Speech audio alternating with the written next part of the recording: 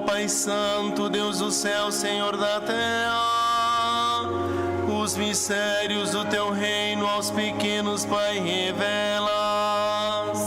Aleluia, aleluia, aleluia, aleluia, aleluia, aleluia.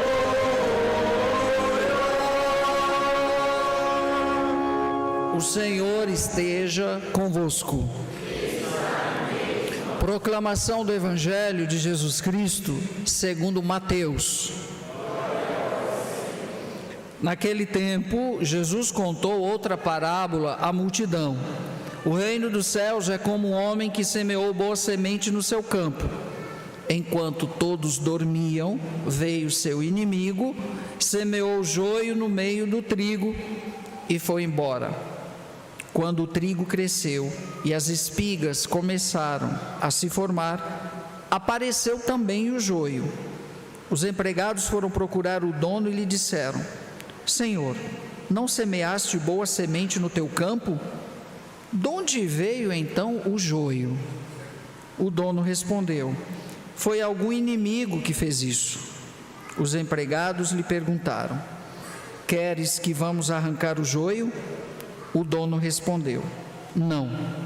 Pode acontecer que, arrancando o joio, arranqueis também o trigo. Deixai crescer um e outro até a colheita. E no tempo da colheita, direi aos que cortam o trigo: arrancai primeiro o joio e amarrai-o em feixes para ser queimado. Recolhei, porém, o trigo no meu celeiro. Palavra da salvação.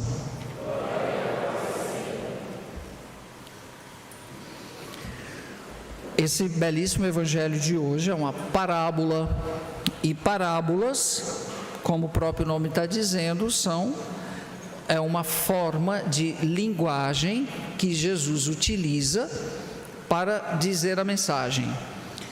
E a parábola, geralmente, ela usa os elementos contidos na cultura, no meio, de acordo com o grupo ou os destinatários pelos quais Jesus quer dizer uma mensagem.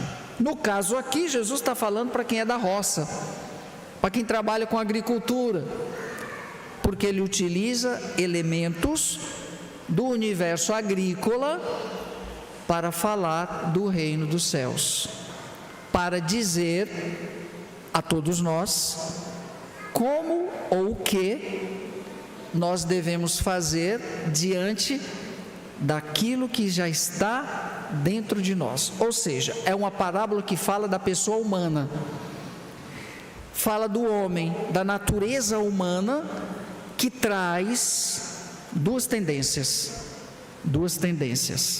com uma pequena diferença: a tendência ao bem e a tendência ao mal, o joio e o trigo.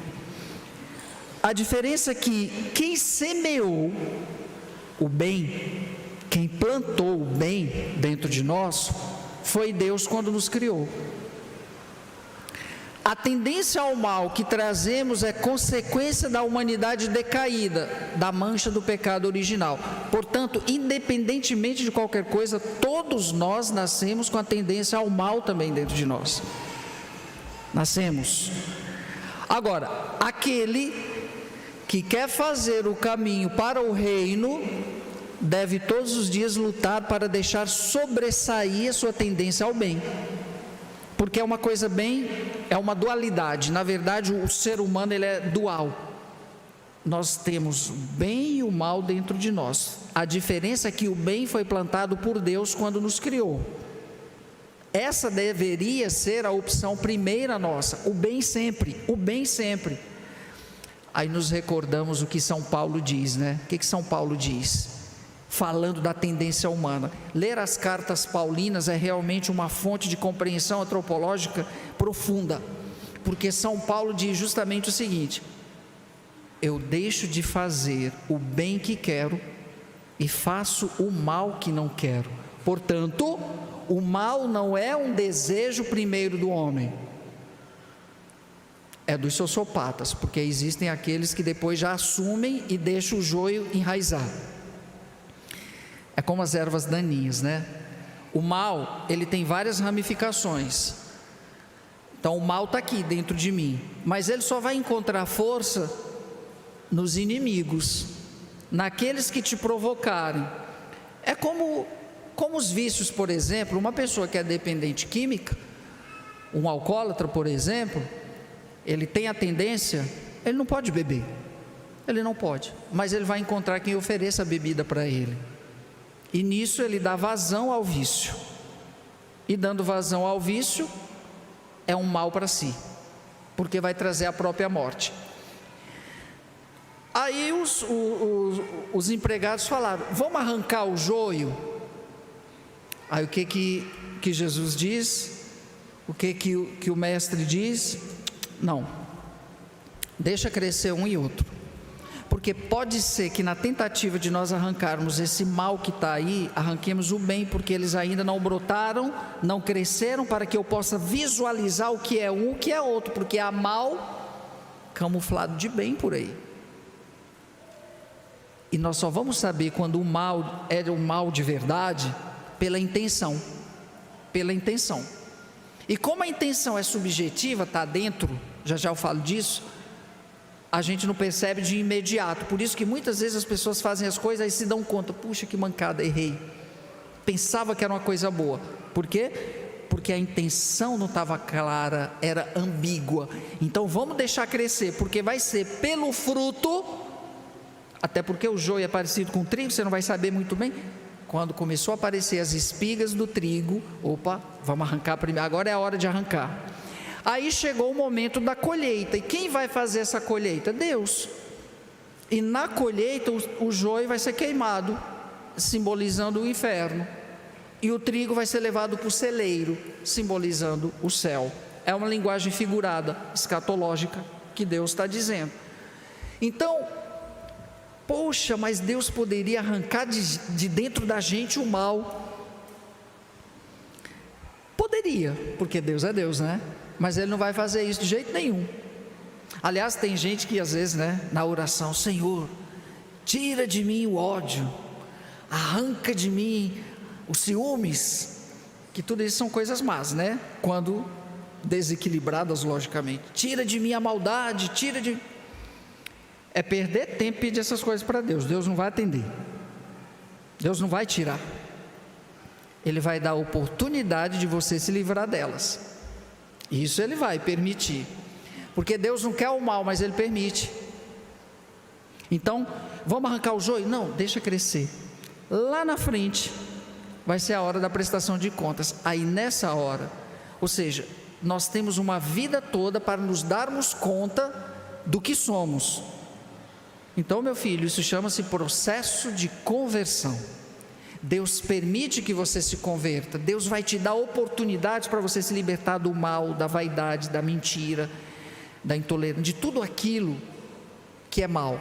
Deus vai te dar oportunidade, Ele não vai arrancar, porque Deus não é mágico. A gente gostaria que fosse assim. Nós somos práticos, né? E gostaríamos que ao acordarmos amanhã não sentíssemos mais raiva de ninguém, por exemplo. É por isso que nós temos que ficar atentos às pequenas coisas. Às vezes nós deixamos despercebido as pequenas coisas, mas as pequenas coisas é que fazem às vezes um grande estrago e uma diferença tremenda. Quando você começar a sentir uma certa raiva, um certo ciúmes exagerado, um certo ódio, uma certa ira, fica atento, elimina logo, elimina. O ditado diz que nós temos que arrancar o mal pela raiz. Elimina logo, porque isso vai te fazer mal lá na frente. Se você deixar enraizar, se isso aí se cristalizar dentro de você e virar crônico, aí, meu filho, aí vai ser terrível. Então fica atento às pequenas coisas. Hoje me deparei falando mal dos outros. Opa, corta logo. Elimina, não dá vazão, senão daqui a pouco você vai estar o fofoqueiro de plantão. Aí vai ser crônica a coisa. Estou dando exemplos assim superficiais, mas existem coisas mais sérias com relação ao mal que está dentro das pessoas. Cada um sabe de si mesmo, cada um sabe, e cada um sabe o que é preciso eliminar Porque o único que vai sofrer depois, que vai se dar mal depois, é você mesmo, se você der vazão ao mal que está dentro de você. Por que não o bem, gente? Por que não o bem? Sabe por que as pessoas muitas vezes não fortalecem mais a sua tendência ao bem? Porque o bem exige um esforço maior do que o mal. Fazer o bem exige um esforço maior. Por quê? Porque fazer o bem significa que eu tenho que sair de mim mesmo. E às vezes é mais fácil eu ficar no meu mundinho, no meu comodismo, na minha forma de ver o mundo. E fazer o bem automaticamente implica eu ter que olhar para o outro. Essa é a questão. E é mais fácil fazer com que o mundo gire em torno de mim do que saber que de repente quem está lá dentro de casa está precisando de uma ajuda e eu não fui atento, precisou de um afeto, eu não dei, precisou às vezes até de uma palavra amiga, eu não fui capaz, porque isso exige da gente. Confesso que não é fácil fazer o bem não, mas fazer o bem faz bem, é lógico, senão não seria bem. Mas as pessoas não querem. Olha o mundo como está, a ausência do bem, porque o egoísmo e o individualismo está cada vez maior, e isso são características de uma tendência ao mal plantada pelo inimigo, que está toda hora, pense só em você, pense só em você. Mas sinto muito em dizer, a salvação tem sua dimensão coletiva, ninguém se salva sozinho, ninguém vai para o inferno sozinho, e ninguém vai para o céu sozinho, alguém você vai levar junto com você, né? Seja para um, seja para outro. Como você pode salvar muita gente, mas isso só pela via do bem, pela do mal não vamos chegar. Porém, nós temos que ficar atentos, porque muitas vezes as nossas conversões, quando nós dizemos que estamos num processo de conversão, às vezes acontece que nós nos enganamos e ficamos mais numa dimensão periférica. Exemplo, tem gente que pinta a casa por fora, para mostrar para todo mundo que está bonita, mas dentro a elétrica está horrível, o telhado está caindo, está tudo caindo. Gente, a conversão é de dentro para fora, é pela alma, não é pelo corpo, não é pela aparência.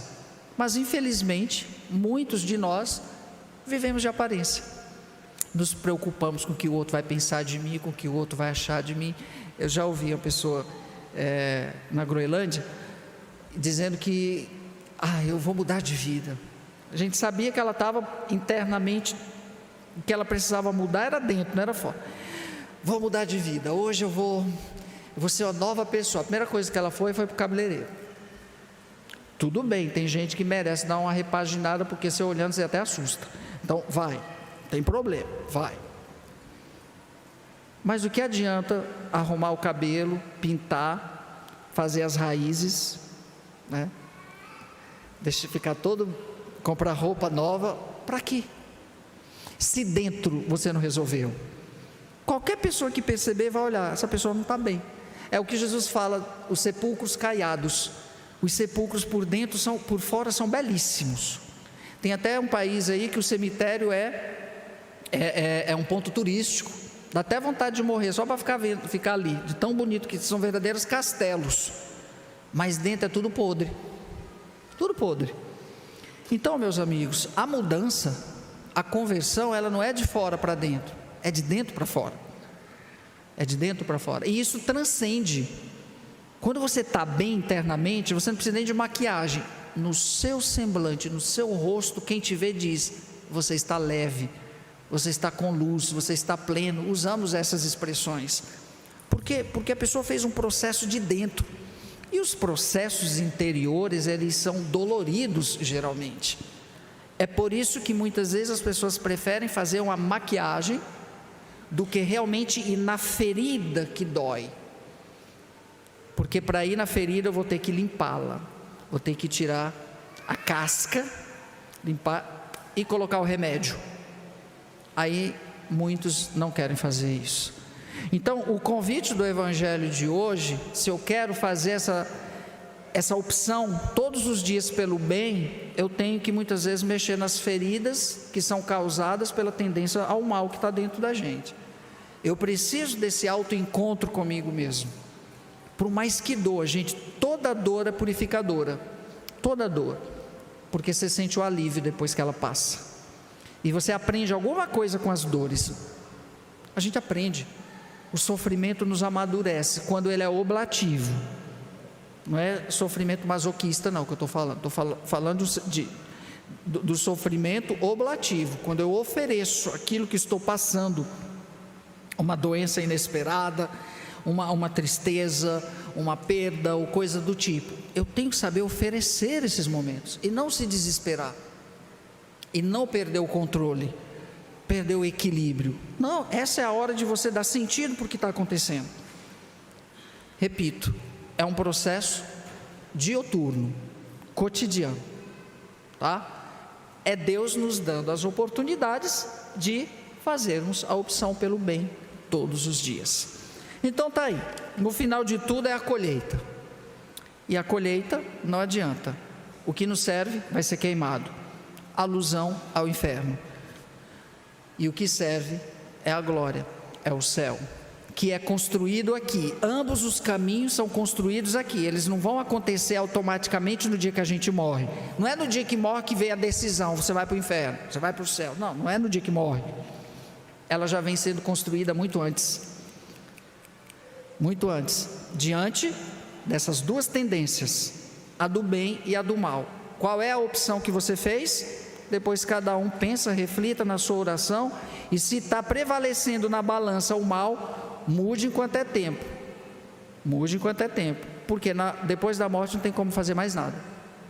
Mude enquanto é, ou enquanto temos tempo. Creio em Deus Pai Todo-Poderoso,